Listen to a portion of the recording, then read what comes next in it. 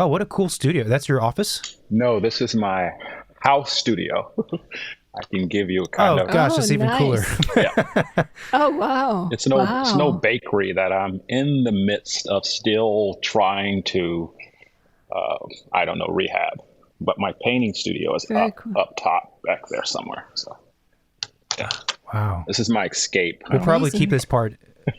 Yeah, we'll probably keep this part in the interview. That's really interesting. So, actually, just starting with that, because I'm curious about your space. So this is your house. This is where you live and work. This is where I live and kind of escape to on the weekends. I have a painting studio, and I have about 5,000 square feet of space, which is an old bakery that I'm rehabbing. And, you know, it's just nice, coming to a space where I don't have the office or school mess dealing with me. So, Yeah. And is that space also in Oakland, like your office?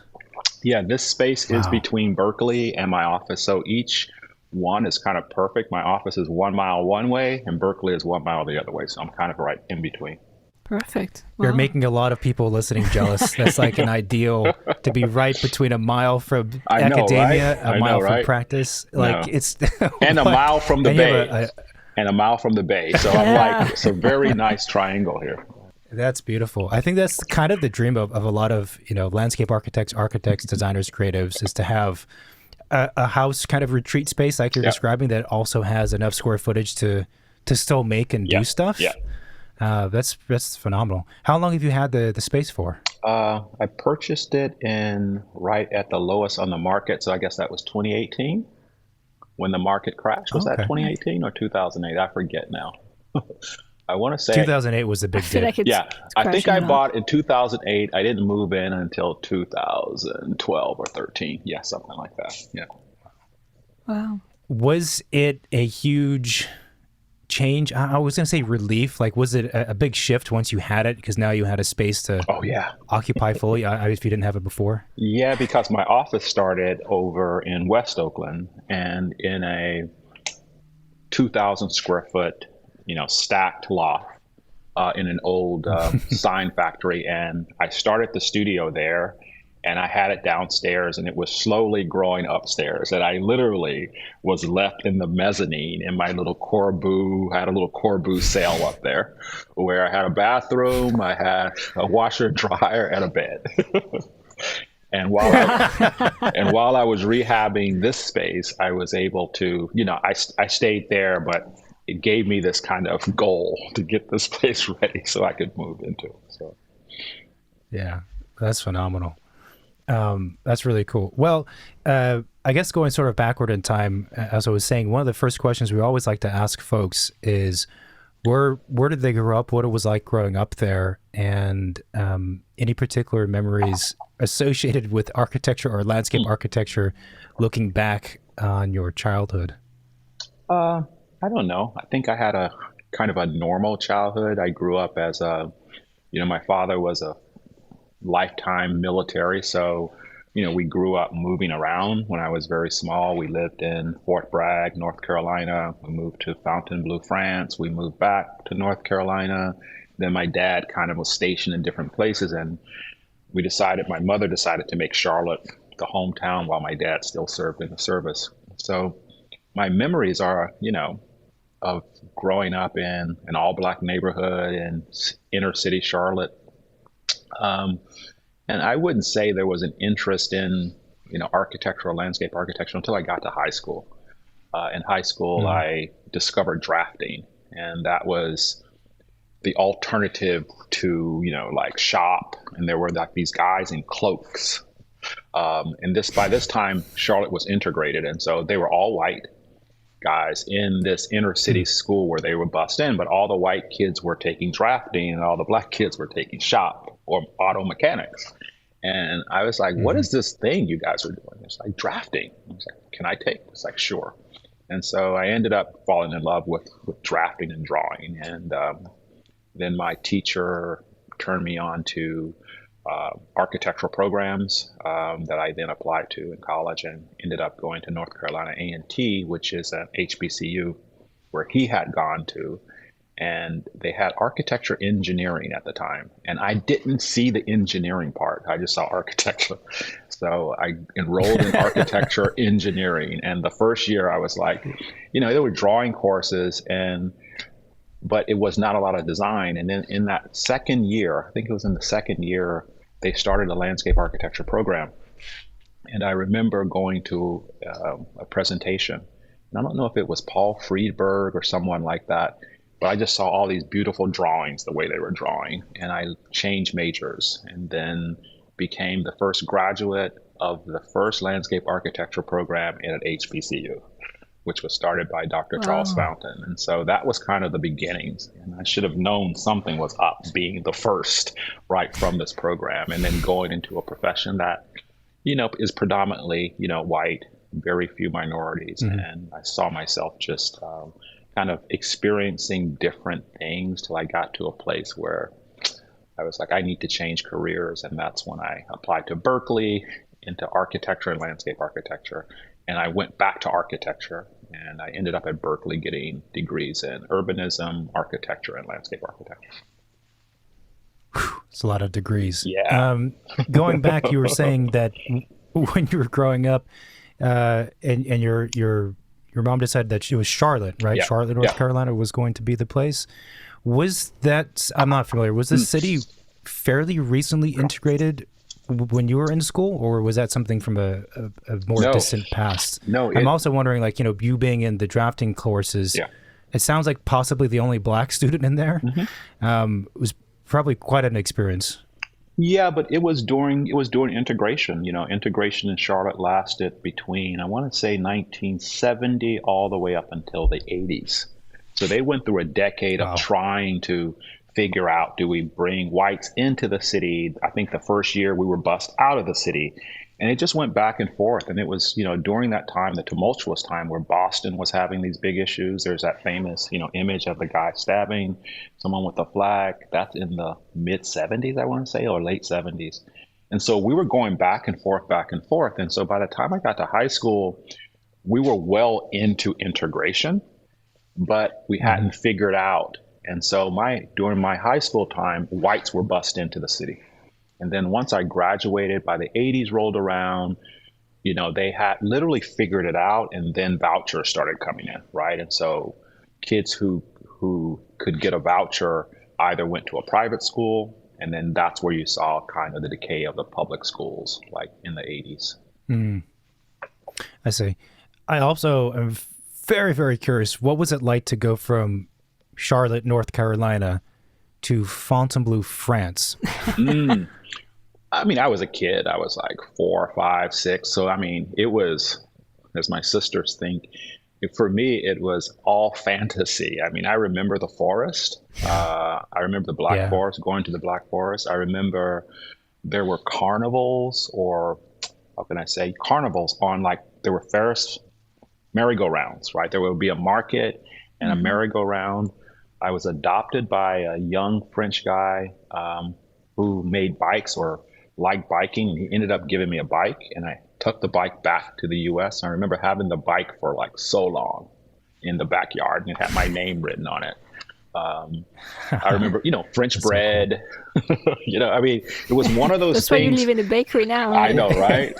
But it's just one of those things where, it's just in my memory. And of course, I probably romanticized it because, my dad was in the military, and he was part of the med evac. And so he drove an ambulance, actually, which was kind of cool.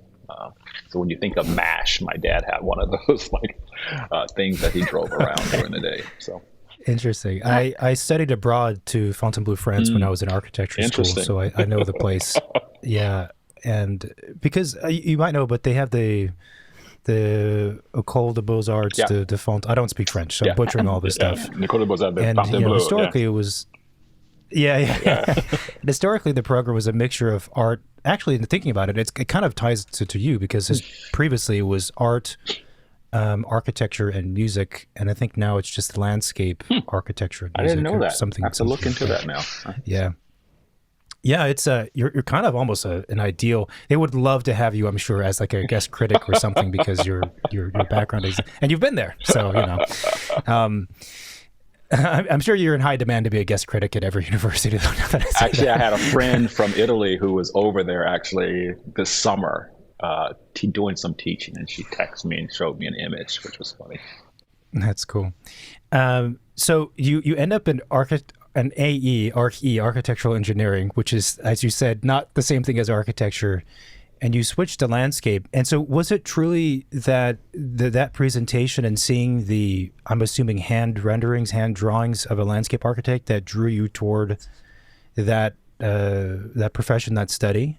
Yeah, it was just more, it was more creative thinking versus what I was beginning to learn in architecture engineering, which was, much more mechanical, right? Everything was mechanical. But it was also, at that time, I didn't know that, I've always had an interest in art, and just to kind of see, colorful drawings, I was like, that's interesting. And then having to learn plants and all of these things, I'm like, this is not what those images look like, because we had to learn like 1,000 plants, and it was a program in plant science, and so botany was a big part of it as well. But it was a great education, and going to an HBCU at the time, I didn't know this was a state school, and in a way, it's literally built upon the tenets of Booker T. Washington, where it was really about skill building, right, and giving students these tools to go out into the world. And so the liberal arts part of that was something that I didn't know I lacked until, again, I went out into the world, and I worked in Washington, D.C. for the Park Service for about a year and a half. Then I moved to Philadelphia and worked for a firm for like 4 years or so. Then I worked for an architecture firm for another year. And it was during that time I started meeting different people, going to New York and places, and really seeing that there was another aspect to the work that we were doing, which had less to do with the skill set per se, but it had more to do with the thinking. And I then thought that, I needed to get advanced degrees so that I could have this time to like get a liberal arts education. And that's why I stayed at Berkeley so long, because it's like I took history classes, I took PhD courses, I just literally kind of crammed, and it was kind of my like Renaissance period, which happened, later after my undergraduate. That's a great description. So you being in DC, Philadelphia, and then also at least visiting New York, it sounded like that was after you finished your landscape architecture degree at North Carolina and before you went back to school at Berkeley. Yeah. Gotcha. And then for folks that are listening, the HBCU is it's historically black community university, something. What's the acronym? It's a historically black HB college or university. Yeah, HBCU. Okay. College or okay. Yeah, I knew it was something around that vicinity. I wasn't sure what. So you kind of consciously understood what you wanted to learn more of and what you were lacking in quote skill set. So you go back to Berkeley to study architecture and then more of the arts.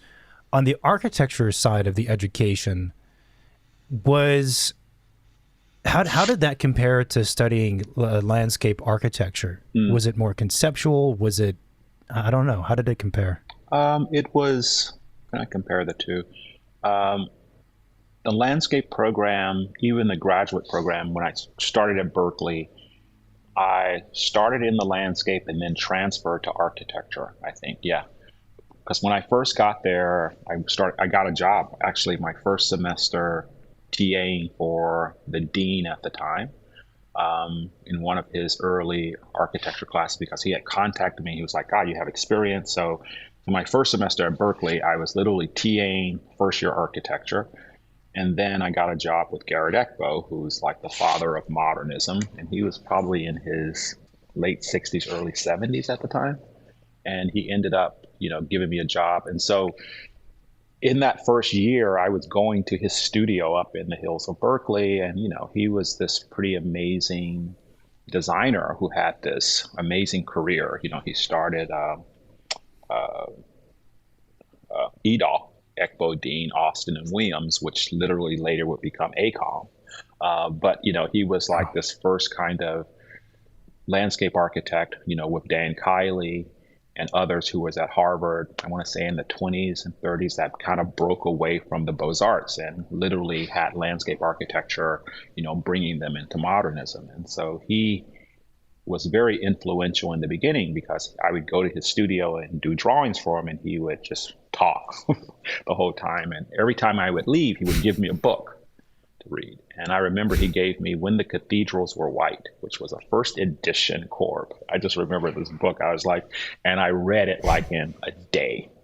And I was like, wow. And so it became this time in my life where I was literally just, I don't know, taking everything. And by the second year, I saw that landscape architecture wasn't giving me what I needed again. And so I saw there were two architects from France who were ahead of me, and they had gone into architecture. They had finished landscape, but they then got another degree in architecture. And these ended up being Christophe Giraud, who's very, well-known in Paris and in landscape architecture and academia. He's still in Paris. And then Dorothy Imbert, who's now the dean at Ohio State. And they were in front of me, and I was like, wow, I like what those guys are doing. So I literally just emulated what they were doing, moved into architecture. And the thing that I found was architecture was just more rigorous in the precision of making, and also more interested in the more speculative ideas in design, where landscape, particularly at Berkeley, was highly steeped in the sciences, whether social sciences or natural sciences. And so there was this very strange subjectivity really didn't exist in this kind of realm in landscape architecture as it did in architecture. And at Berkeley at the time, there was Lars Larup, there was Dan Solomon, Mark Tribe, Stanley Sadowitz was just starting. So there was this collection of people who only thing in common they had were they were interested in design, but they all approached it in a different way. I think Mark Mack was there as well. And so I just loved it that every studio you took, it was someone very different who was just coming at it from a different point of view. And that was like just probably the best time of my life at that time. So I studied under Mark Tribe, Dan Solomon. Lars Larup was a really big influence through a lot of his kind of writing and his pushback on behaviorism, and really, talking a lot about using, French postmodern theory. And particularly, I got really influenced by the idea of object theory and, how objects actually could be possessed and all of that kind of conceptual thinking. It sounds like during that time you were really like the definition of a sponge. Definitely, because it was all new, and you guys are you've been to the East Coast, but to come to the West Coast from the East Coast, having spent your life there, it was also this place where, I didn't have to dress in all black. People didn't care. It wasn't that kind of traditional, thing where, you go to the GSD or whatever. It was like everybody's the same. But Berkeley, I remember I was wearing, my first year teaching, I was wearing Air Jordans, and I remember going to Harvard, and I had on my black and white Air Jordans, and everybody thought I was a student, but it was just that was bringing my California back east. That's funny. That's an interesting observation between the two sides. I think that was definitely the case, and probably more the case at that time, for sure. Things have been kind of equalized in a certain manner. I don't know. I like how you described, your time at Berkeley in that era, because it sounds, first of all, like a lot of fun, and it feels like also you were there learning just because you wanted to do that, perhaps, rather than feeling like you had to for the sake of some kind of predetermined career trajectory, if that makes sense. Yeah, and I tell my students even that today. I don't know. My early part of my career was I tried everything, right? It was like, I didn't say, this is what I want to do. My students are so like, I want to do this. And I'm like, how do you know you want to do that? And so, like I said, I remember in Philadelphia, I left this landscape firm that I had been with for like 3.5 years or so. And I just immediately just started working in an architecture firm. And, and it was, my friends was like, well, why would you leave this office that's all landscape? I was like, I got bored, and so I go to this architecture firm, and they were doing like, housing, a main line. They were working on sports complexes in New Jersey, but it was just very different.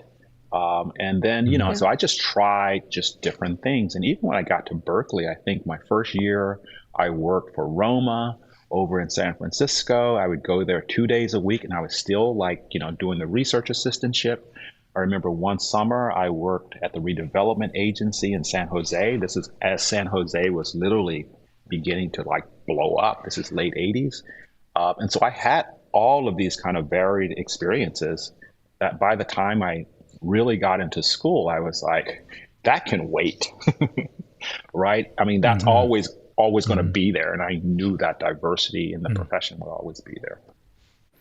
And there's another component to this diversity, which is the art and sculpture background, which we need to talk about. But I wanted to ask, it seems like you found a way very successfully to, in practice and in the professional setting, still have not only a diversity of interests, but have those different interests weave together and come together for projects, which is, again, sort of like I was saying with regarding your physical space that you're in, is kind of like what I feel like a lot of young designers, architects, landscape architects want to do, but for whatever reason, it doesn't quite happen that way as often.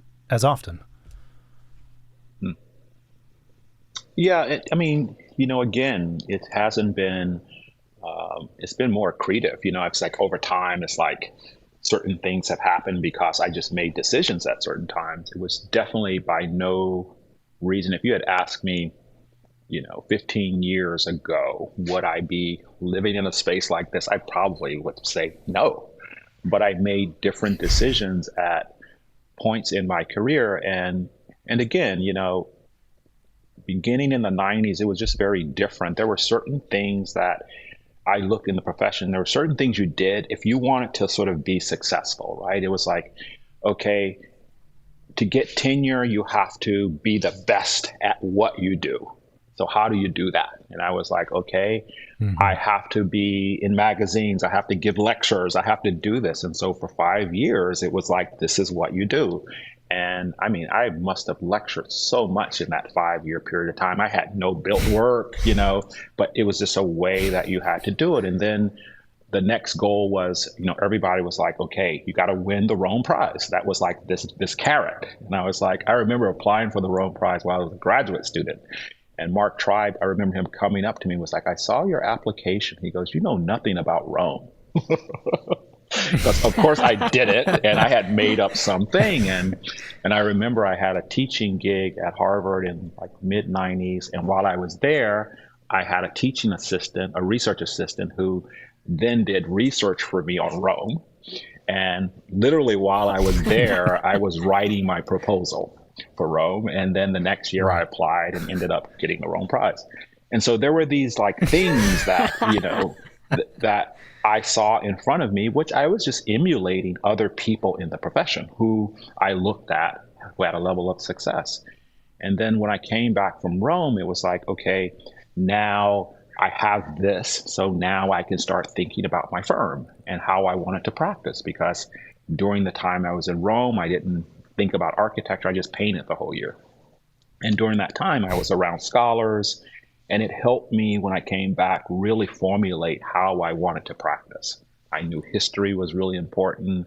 I knew the kinds of work that I was wanting to do. And then I was like, okay, this is the next step in my career. And in a way, it was kind of rational. And then as I was developing this practice that was kind of interrogating history and all of this, I then met Mary Jane Jacobs from the Art Institute. And, I had been teaching at that time maybe a decade, and she asked me to come and be part of an exhibition in Charleston for the art festival. And I did that. And then afterwards, she was like, you should come to the Art Institute and get an MFA. And I was like, and I'm thinking, I'm a tenured professor, da, da, da, da. And I'm like, why not? And so literally while I was teaching at Berkeley, for 3 years, I travel the weekends to go and get my MFA at Chicago. And I ended up teaching in the summers, Helsinki, the Bauhaus in Weimar.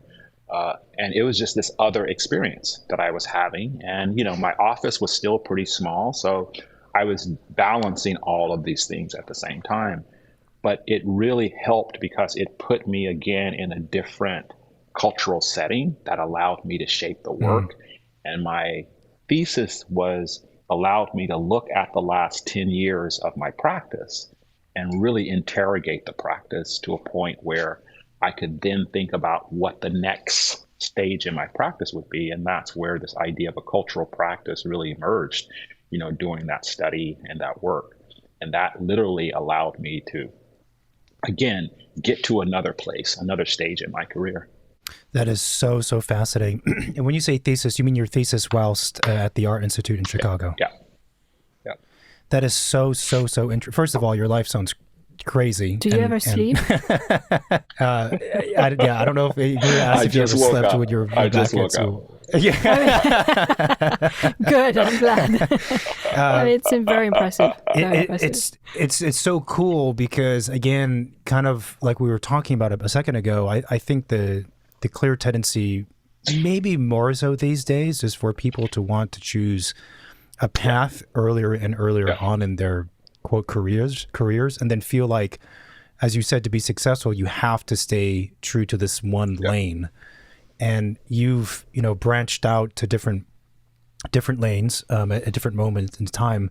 But the fact that that thesis became, it was not just a thing of interest, but actually was productive in a way to kind of critique or analyze and understand your practice is, I'm just really, really fascinated by it because it's hard when you have a practice, as we do. Yeah. You get stuck in this kind of tunnel vision sometimes. Well, what's interesting too is that it seems like you're thinking about your life and your career in a way as a project, right? That's like you're constantly working on and evolving and pushing further rather than, maybe hitting the first milestone and being satisfied with it and not do anything more, which is very interesting. Yeah, again, I think I'm lucky to have been at the kind of threshold of, the kind of generative practices, because literally starting in the 90s, it was on the backside of the kind of postmodern movement where, a lot of people from RIM to,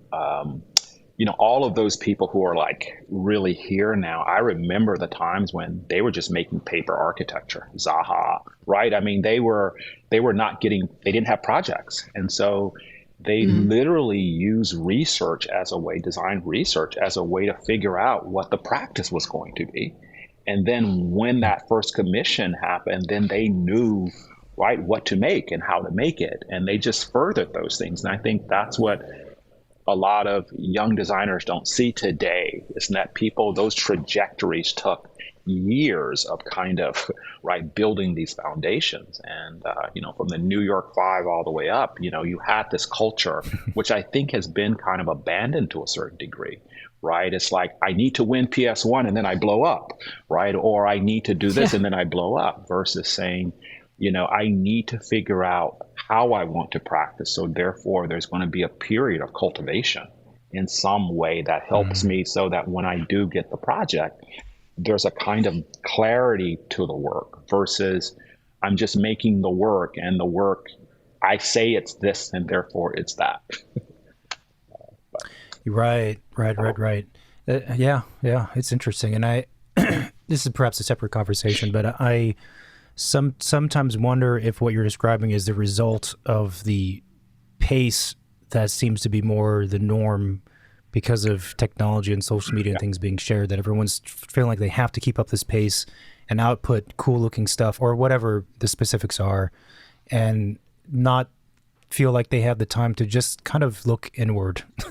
And just look inward and just think about what you're really wanting to do. Well, I think what you're getting at is like, I can remember information used to be, how can I say, up on the mountaintop, right? Right. Information was like, you had to figure out how to get it. And, sometimes, I remember like in the 96, 97, going to Harvard and going into the library and just being like, I'm at Harvard's library. I'm going to find something here that no one else has ever found, right? I mean, was that kind of thing. I think I had read a novel somewhere about this person getting her PhD, is at Harvard in the library, and she finds this map, and the map takes her to some, I mean, so I'm thinking in that way. And then I'm in Rome with these scholars who are, going to the Vatican to see firsthand stuff, manuscripts that they're then decoding. And then, so to me, that was a way. So even as I was going through tenure, this kind of digging for information, and now the information is like right here, right, with this thing. And it just feels, it's so easy, right, to grab some information and to say, this is it. And I think that's where we are socially, which is kind of scary, because even in design, and there's these few places where there is these kinds of, I wouldn't say agree on, but this nucleus that we all kind of evolve around. I think it's like literally these satellites now, and there's no place where there's this kind of place where we can have conversations about things. I'm blown away in architecture. There's no conversations around housing, which is one of the biggest issues that we have. But I can remember, looking back in history where there was these moments where everyone wanted to figure out housing. Right? For the world, not just for your neighborhood. It was like, we can save the world. Yeah. Yeah, and housing is definitely something that should be at the forefront of conversations. I mean, I don't know about other places, but I know obviously in California, there's the need. And it's challenging because that also gets into of course, it's not just the architecture, but how it's funded, where it's located, and all of this kind of stuff, which has to be resolved. I was wondering, so when you're in Chicago and you're doing your thesis, or actually, no, my first question was, when did you start your practice? 92. Was it like a soft start? I would say between like 1991 and 95. I think my first project that I finished was probably in 1997, and it was a very small little project, and it was being built while I was actually in Rome. But it took about a decade just to get a project, right? I mean, and at the end of the 90s and 2000, I think we got the De Young in 2000. It was after the millennium getting the De Young, or maybe it was 99, 2000, somewhere in there. But the De Young project was kind of the thing that, how can I say, validated that I had a practice, even though I really didn't have a practice when we were doing the De Young. It was still 2 to 3 people. But I have to, commend Jacques and Pierre, because they were very, how can I say, very open in saying, we like, the kind of nimbleness of your practice. You haven't really done a lot, this project will be just really good for you. And, I remember going to Basel and seeing their studio, and literally during that whole project, I learned so much about how I wanted to practice that I literally grabbed a lot of ideas from their practice, because I love that, they thought about material. They didn't draw an image of the work, right? They just made models and talked about the material. They never did a rendering of the building, which blew my mind. Really? They never did a rendering, which for the client was like, I mean, I ended up doing watercolors, literally, of the landscape, and the building was always in the back, but they never did a rendering. And they only did a series of elevations that, had this kind of chiaroscuro facade, thinking about the forest coming out, but they never did a rendering. And it's long enough now, it's been 20 years, so I can say it, like one of the trustees was like at a meeting, I remember, he was like, I run a company and I know you can do a perspective. I know you can show it. I just remember like Herzog was like, no, we don't know what it's like. We don't know what it is. and I love that. And everything then was done in mock-ups. And that was the first time that, I was like, wow. So they bought a warehouse in South San Francisco and they mocked up the galleries. And I was like, wow. We ended up mocking up our paving, really thinking that all of these things that you should be able to do in design. And it just really gave me a lot of courage, right, to present the work in a way that, how can I say, in practice a lot, and particularly now, when you're giving presentations to a client, you have to, or at least a lot of people start out by trying to convince the client that this is the right thing to do, right? So you start with all of this kind of analysis and precedent, right? And to me, it's not inspiring anyway. And so I like to work through this idea, right? You start with the ideas, and you have to get people excited by the idea. And to have to prove an idea before you present the idea seems to me antiquated as a way of working. And so I'm attracted to those firms where ideas are like the place to begin. Yeah. That's another really, really interesting and good point. And I also see where in the professional setting, let's say with client meetings, or even how you work in an office, you end up allowing like sort of external goals that you think you need to meet, or things you need to do, dictate your design thinking and process. And it can actually be really, really harmful. Oh, yeah. Because you end up going down the wrong path, or just wasting a lot of time, frankly. Yeah, and that's the other thing about art, though, coming out of an art practice. It's really about the ability to like put yourself in a space where conceptually you're unfettered in the beginning, because you want to figure out, you want the broadest way of seeing, right, the work that you're going to do versus the narrowest way. Were there other things that you learned whilst at the Art Institute that, well, I don't know how to phrase this, I guess more in the art kind of side of the education that became influential to your work, aside from, analyzing the office and the thesis, but I don't know, like skill sets or something else? Yeah, I think the idea of, just the notion of making a decision, right? It helped me make a decision and then see what you get. Right. And I remember I was doing an exhibition for Project Row House, and I had an idea and I made the work, and then I took the work there and I installed it. And we were part of a larger group with other architects. And I remember of the day of the opening, everybody else is working on their project. At the last minute, people are screwing things in. The opening is happening in 15 minutes. My work was done the day before. And that was the first time I understood the difference, right? In I don't know, for me in architecture and landscape architecture, we're constantly fiddling to the last minute, right? Making a piece of art is you make a decision and you do it, and it's revelatory. Like I had a painting show last year, and I worked on these 10 paintings, and I remember it's the first time I've ever done a painting show, but I remember that the guy was coming to pick the paintings up, right, on Monday, and it's Friday. My paint needs to dry, right, and I had to stop, and I just had to stop. And I know you guys, you made buildings. You go in there, and it's like we got the checklist, and we're going through. You got to fix this, and we're still like 5 years later going back and trying to fix things. But it's like once the work goes, it's done. So there's a beauty to that, and it's really hard to get that to happen in the studio because everybody's constantly trying to get it right, and it's like that idea of getting it right, I think, is a little bit too much.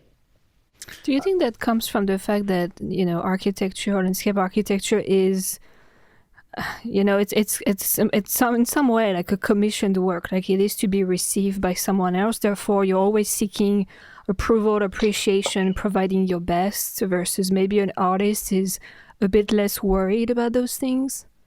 No, I think in art, you're worried about it. I think there is, I don't know about you guys. It's like, I hate going back to my projects in landscape or design. Oh, right? I hate it too. Because I want to fix them. I want to fix something, right? But I noticed that if I make a drawing or a painting, I can still see the deficiencies there, but I don't have that same feel like, give me my painting back because I'm not really done. And I don't know what that is. Right. And maybe it's because one is a kind of an object and the other is environment, right? And there's a big difference, I think, when you think of environment, because I don't know, there might be this other layer where you think of care or you think of longevity and those kinds of things. But I'm getting better at letting those things go, because in landscape, what's kind of nice is the change is just built in, right? And I had to get over the change not only in the maturity of the flora, the medium continues, but I also had to get comfortable with the human relationships, meaning maintenance, right? I mean, because some places socially and culturally are, how can I say, maintenance is built in, right? Like if we did the NVIDIA campus, right? They're going to that's built in because it's this kind of thing. But a public park, like the De Young, the gardens are part of Park and Rec. And so there's like 2 gardeners that does the whole, thing for them. And so there's a level of care that I have to sort of be willing to expect for those kinds of work. And when you so when you're designing, some of that stuff is built in, but there's also a beauty, I think, in the kind of messiness that happens in landscape, right? And somehow in architecture, it happens as well in architecture. If you're from certain places where, buildings are made of renewable material, you have a way of understanding, right, that this thing has a life and that you have to sort of be part of that life. Yeah, that's another really, really interesting point. And that's one of it is true, a fundamental difference generally between landscape architecture and landscape architects and architects is that landscape architects, first of all, in my experience, tend to be really cool people who are just less stressed out about stuff. It's more happier. They're happier. Maybe I think it's the time they spend outside with nature. It's a vitamin D, Well, that's also a misnomer. I spend no time outside in nature. I think that's the projection. Everybody thinks I love nature. It's like I have this relationship with the world. I mean, with these ecologies. But I did all my hiking and stuff very early. It's like put me in a nice hotel any day. But you're right, though. It's with the landscape architecture, it kind of forces you. It tends to be that there's a certain amount of understanding of the longer life and sort of letting go. And as you were speaking, I was thinking about for me with architecture, one of the things that reminds me of the lesson you just described, which is not being overly perfectionist. That's a kind of one way to summarize it, is when I go see historic, important pieces of modern architecture by Frank Lloyd Wright, Corbusier, or whoever, and a lot of times they're not perfect. Not just, I don't mean just in terms of construction detailing and techniques, because construction science has evolved, but even their execution, there's like weird corners and stuff. Yeah. And when I'm in the spaces, for me, it's very clear. It's like, well, what makes this house or this building successful? Is it because every corner is perfect? No, it has nothing to do with that. So for me in my own work, a lot of times I'm like, it's not that I'm being disregarding, it's not like I'm being irresponsible, but there is a point of creating something where you have to let it go, and it's not going to, and then move on to the next one, and let it be what it wants to be, sort of. Yeah, but when you go to those spaces, though, at least for me, if you have an understanding of the ideas that they're working with, there's a beauty. Like every time I go to a right house is like the hearth. Okay, I get it. Compression.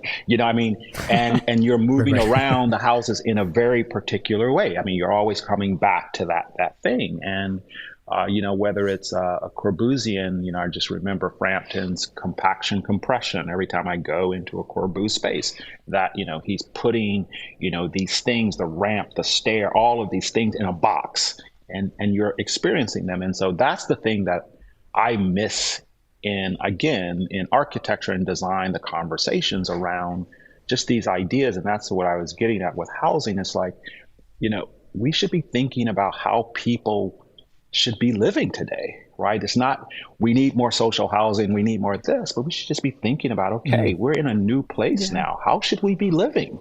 And I think, you don't see us going, well, maybe we should be living more collectively. Maybe we should be living in smaller things more individually. I mean, but just ways in which one might think of living in this world that's constantly changing. And to me, those are the ideas that, for me, even in landscape, I'm less interested in form now. I'm more interested in like patch, like how can I create, this thing that people can go into versus something that people look at, right? And that's been this evolution for me as well, that, very early in my career was all about form, right? What looks cool. And then now it's like there's so much swing, all of this stuff that has no meaning.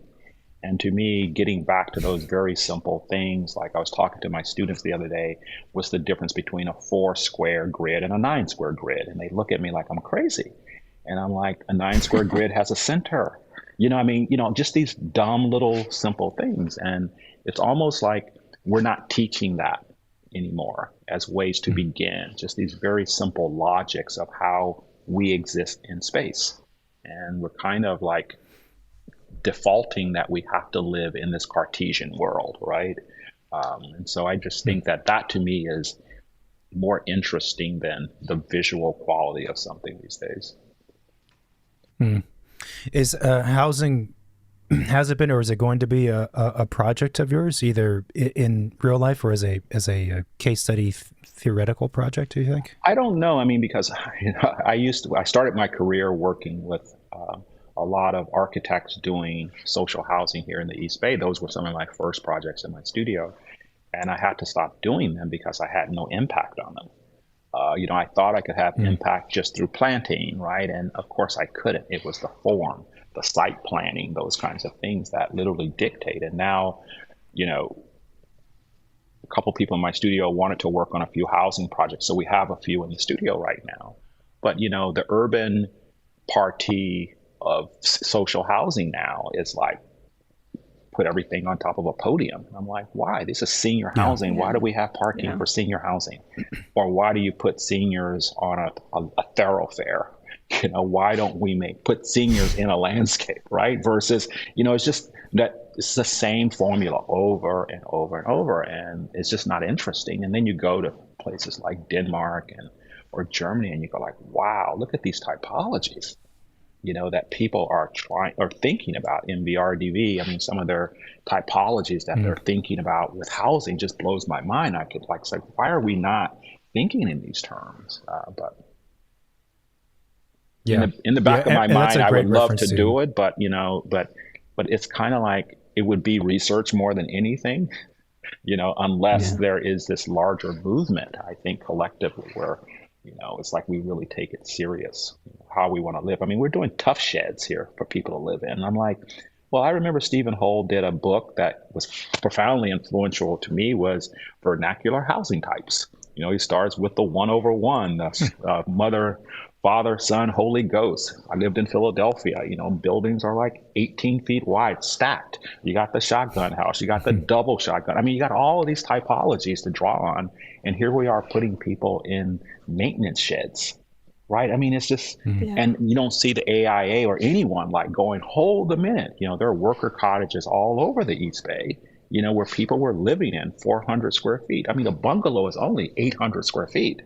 And these things are selling for $2 million. And so again, it's this kind of amnesia to a certain degree. I think you're correct. I think the economics also come into play quite clearly. I mean, things are, like you said, $2 million for 800 square foot, whatever it was. And bungalow, actually, it also reminded me too, bungalow, even on the profession side for professionals practicing and teaching, it's not, speaking from a first person perspective, it's not easy. It's almost not even practical to teach part-time, support yourself that way, then have a practice. 99% of the people, friends, colleagues I know who do that, they don't really have a practice, and they probably never will, because it's just, there's not enough, the time and money balance is not there. Yeah. I mean, I'm like, I don't have a family, I can't imagine if I had a family, right? My life would be completely different. And, I made certain choices that, my career was the main thing that I've been focusing on. And, I put a lot of time into it, and it takes a lot of your time and energy, right? I mean, and then even economically, I'm only dealing with myself and my family, my nephews and my nieces and my sister. But, it's not that I have, this concubine here that I have to deal with. And I see it with my colleagues, and I see it, here in the Bay Area. And, I live, like I said earlier, I live in like 150 square feet for like 2 years. I could do that, but I couldn't imagine putting a group of people through that. Yeah, maybe 250, just an extra 100 square feet would make, actually, that would have been double the size. Right. One of the things I was also wondering is, something you just said about, so, your practice is landscape architecture design and then also art. Had you ever thought about becoming an architecture studio also by, I don't know, I guess hiring architects as part of your staff and saying, okay, now we can technically do full buildings of whatever scale and we can just do it? No, I've thought about it. And, right now I have we have 4 trained architects on staff right now. And I've always hired architects because the work has never been, again, a kind of, singular. It's always been hybrid. So, we have small structures and things like that. But I've never really wanted to, because, how can I say, it takes so much, right? I mean, so much. I think it takes a lot of infrastructure, I think, to make buildings, I think. And I don't have that much time. And I would rather put the time into the art practice, because the art practice gives me a broader, how can I say, a broader range of things that I can do, and a broader or more diverse communities that I deal with, and those ideas that I can work with. And it kind of helps bridge that gap to me. And I always come back to Rosalind Cross's, diagram of sculpture in the expanded field. And that's where I've kind of wanted to kind of find that place where it's not architecture and not landscape, but it's somewhere in between. But it's calling on those two things, right? And in her diagram, I love that, the construction part of landscape is that sculptural aspect, right? If you go to a landscape site and it's being graded, it's a beautiful sculpture until they fine grade it, and then it's not anymore, right? Everything gets resolved. Or, axiomatic structures, in architecture. Taking architecture and art, you will look at an artist making a structure.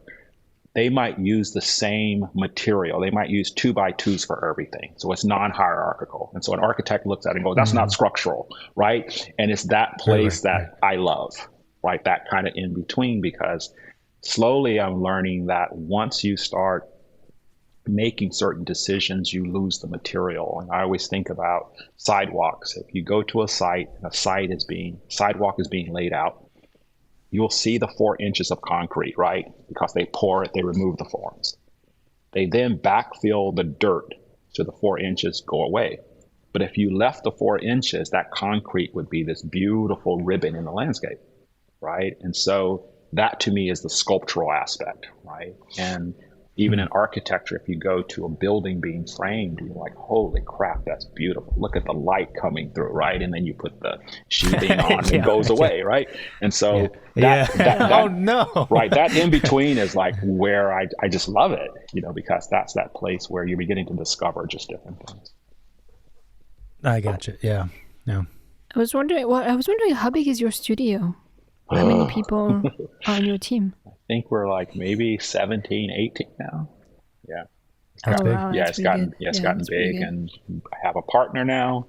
I'm bringing on more partners. Yeah. So I'm trying to find a balance where I'm really more focused on the art stuff right now, which is really part of all the projects though. So it's not like, this is just art here, but in most of our projects, there are these more sculptural components, or more, how can I say, elements in a project that we want to fabricate and we want to be responsible for. So we've really met some really great fabricators who are helping, so in every project, there's something very idiosyncratic that we can't give to a contractor, right? That we pull out. And so we have enough practice now that our clients are comfortable enough, right, to say that aspect can be pulled out and you guys can do that. Yeah, that's really cool. Yeah, that makes a lot of sense.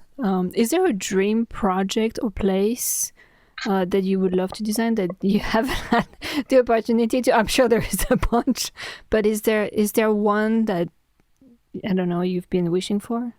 Oh, I would love to do the Serpentine. But that's that's out there in the ether. But the Serpentine to me is like this wonderful thing because it's temporary, but it has the ability to be in another place that I'm not that familiar with. And I love London, but it's one of those places. It's like my dream projects are going to other places and actually having relationships and something manifesting, right? Those are really great times because you also have this kind of cultural, right, shift or relationships where you're actually learning something new. And I think I mentioned it early. It's really nice to put yourself again in a different cultural context so that one can grow and one can become in a different way than staying in the same place, right? Yeah. And because you don't really become, right? You stay the same to a certain degree. Is it hard to convey some of the things you're describing today to people in your office? I don't mean that as like a criticism of like employees in your office, but what I mean to say is you have a fairly unique like perspective and also unique set of experiences, which has all been informed, each other. And it, I think, produces fantastic results. But it also occurs to me that might be a difficult thing to, if you're a one person shop, then that solves the question I'm kind of getting to. But if you have a studio of 17 and you're working with other people and you teach and all this stuff, like how do you teach this? I guess is one way to kind of phrase it. No, it's difficult because, what you're talking about is culture. Again, this kind of cultural setting. And, we just moved into a new building space. I bought a building 2 years ago. We've been in it now coming on a year. And that was just part of the discussion we were having because in the old studio, it was really about me, right? And you could tell you came in there and it was my studio. And so now we're in this space where it's collective. And one of the young architects, I gave her the agency, to go ahead and design it, and she's one of the students I had at Yale. She's from California, and so she's in the office. And so that's been great, right? Working with her and getting the building and just trying to build this culture. And, they teach. I welcome them to come and teach at Berkeley because I really think teaching's part of that. So one of my partner, Alma Dussolier, she teaches, in the first year. And so again, that teaching is just really important. The others, they come over to the university. And so just trying to build that aspect. And then in the studio, I still, do things a certain way. I still do watercolors. I still make models and things like that and trying to kind of bring that in.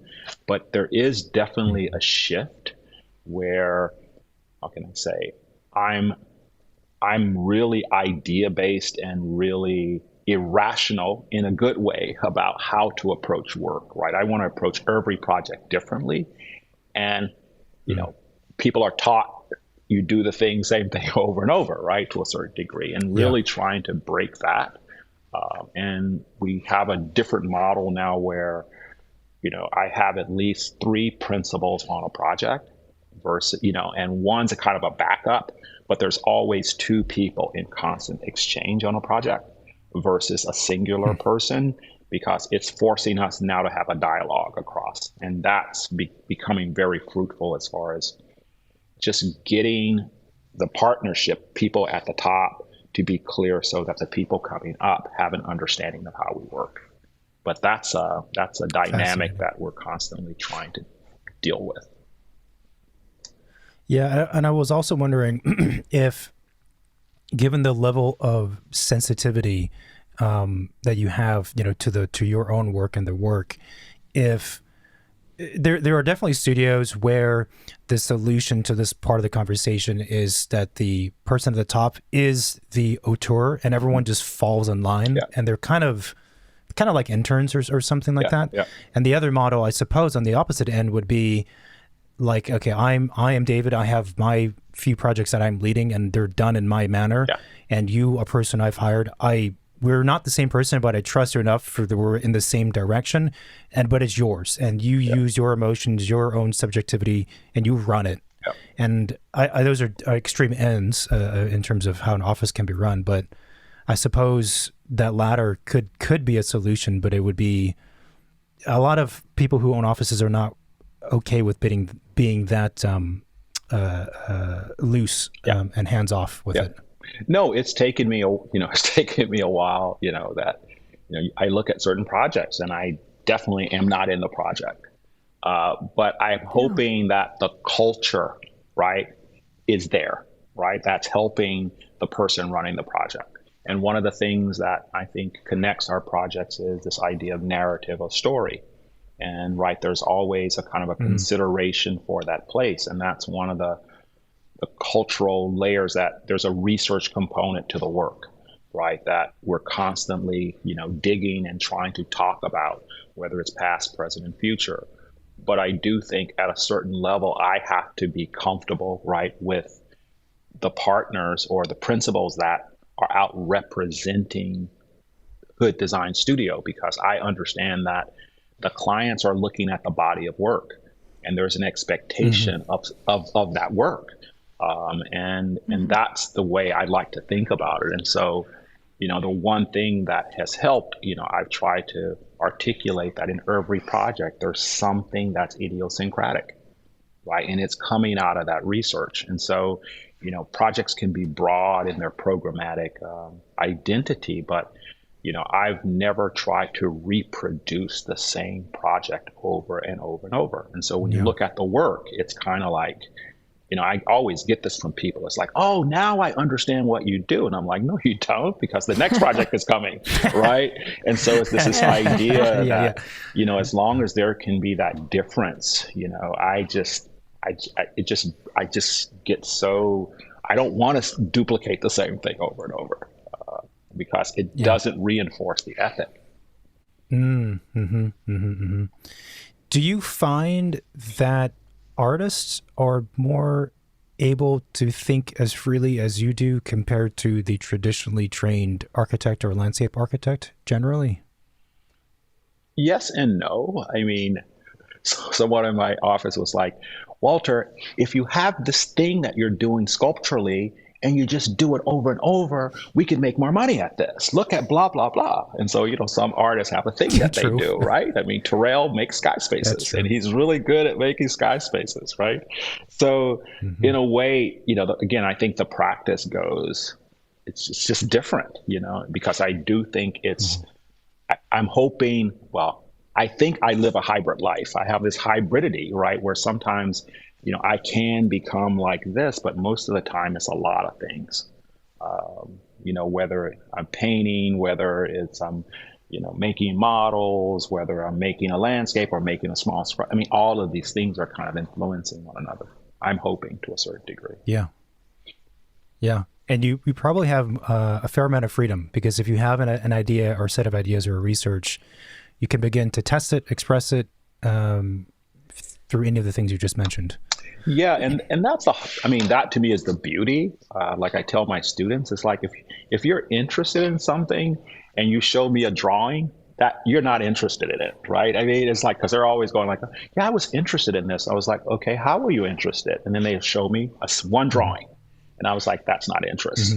If you're interested in something, show me all of the stuff that you made 10 models, you read 10 books, that interest created something, right? That allowed you to move in a certain way. But I just think they're all pejorative words that people go, I was thinking about this. I'm interested in this. And I'm always like, so how were you thinking? And then there's nothing, right? There's nothing that manifests. And to me, that curiosity is the thing that should motivate making. And so those limited concepts or those kind of conceptual floods of hybridity, but you have to find some way, right, to be in it and have an interest in it. So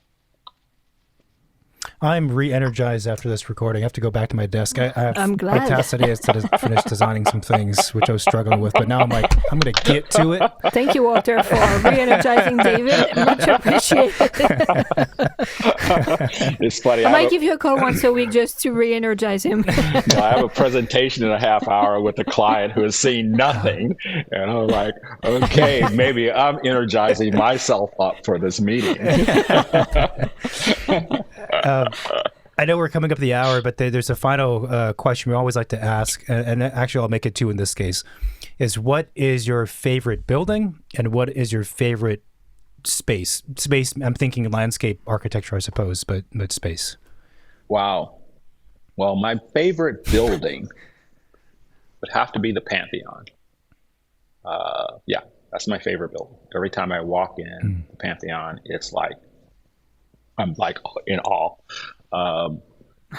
Always. I mean, it's just, I don't know what it is about the building. I mean, it has this presence, and every time I go back to Rome and I go in and I see people, they immediately are looking up or looking down, and that's just a beautiful thing. My favorite landscape. I would say my favorite landscape is being in the woods, right? Being in this kind of enmeshed experience where everything goes away, right? And it's just me and these things and the ground, you know, I mean, that to me is, and it's not about, you know, being in nature or contemplative. It's about being in a space where you're just part of it. And I don't know any other way to explain it. And this might go back to your first question. You know, when I was growing up in Charlotte, there were a lot of vague terrains. J.B. Jackson uses this term, which was these leftover pieces of space. Like there was a telephone right-of-way behind a house with these aerial things, which was this big right-of-way. But people left spaces in their yards, and it just overgrew. And I just remember we spent a lot of times in these spaces, and they were just overgrown spaces. And there's something missing. We don't have those that much anymore. And that kind of, maybe it's a romanticism for that, but when I go into spaces like that, they're very nostalgic and very powerful. And it's probably because we don't have a lot of them, right, in our lives anymore. That's a beautiful description of a space and a way of thinking. Walter, thank you so much for making time on a Friday late morning, just before client presentation. Yes. Gold star for sure. We super appreciate it. We could keep the conversation going, and hopefully we'll do. And thanks again. No, thank you guys. This was very pleasant. And I really appreciate taking time with me this morning. Hi, everyone. Thanks for watching this video on YouTube. If you like what we're doing, then please support our show by hitting that subscribe button. You can also find us on most of the social media, Facebook, Twitter, and Instagram. We're mostly on Instagram. And you can reach out to the hotline, 213-222-6950. You can send a text message or leave a voicemail if you have any reaction to this recording, any questions you might have, or guest suggestion. Feel free to send it our way. Cool. Thank you for watching, and see you next week. Thanks. Bye. Bye-bye.